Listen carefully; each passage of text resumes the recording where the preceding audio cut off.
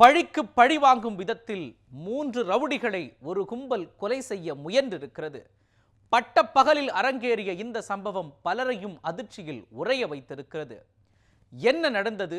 இந்த சம்பவத்தின் பின்னணி என்ன? கடலூர் அருகே உள்ள பகுதியைச் சேர்ந்தவர் ராம் பிரசாத். அந்த பகுதியில் ரவுடியாக வலம் வந்தவர்.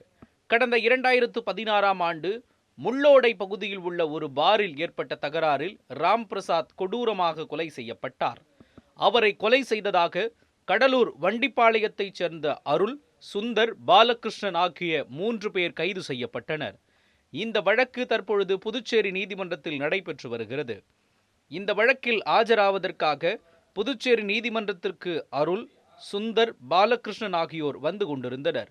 3 பேரும் தனது நண்பர்கள் 3 பேருடன் 3 இருசக்கர வாகனங்களில் சென்று கொண்டிருந்தனர். அரியாங்குப்பம் பாலத்தின் அருகே அவர்கள் வந்தபோதுதான் அந்த அதிர்ச்சிகரமான சம்பவம் நடந்தது. கொலை செய்யப்பட்ட ரவுடி ராம் பிரசாத்தின் அண்ணன் மகேஷ் என்பவர் 3 இருசக்கர வாகனங்களில் தனது நண்பர்கள் 5 பேருடன் அருள், சுந்தர், பாலகிருஷ்ணன் ஆகியோரை வழிமறித்துள்ளார். தொடர்ந்து 3 பேரையும் அரிவாளால் வெட்டி கொலை செய்ய முயன்றுள்ளார். இதனால் அதிர்ச்சியடைந்த அருள், சுந்தர், பாலகிருஷ்ணன் ஆகியோர் அவர்களிடமிருந்து தப்பிப்பதற்காக அரியாங்குப்பம் பாலத்திலிருந்து ஆற்றில் குதித்தனர். இதனால் கொலை செய்ய வந்த கும்பல் அதிர்ச்சி அடைந்ததோடு அங்கிருந்து உடனடியாக தப்பிச் சென்றுள்ளது.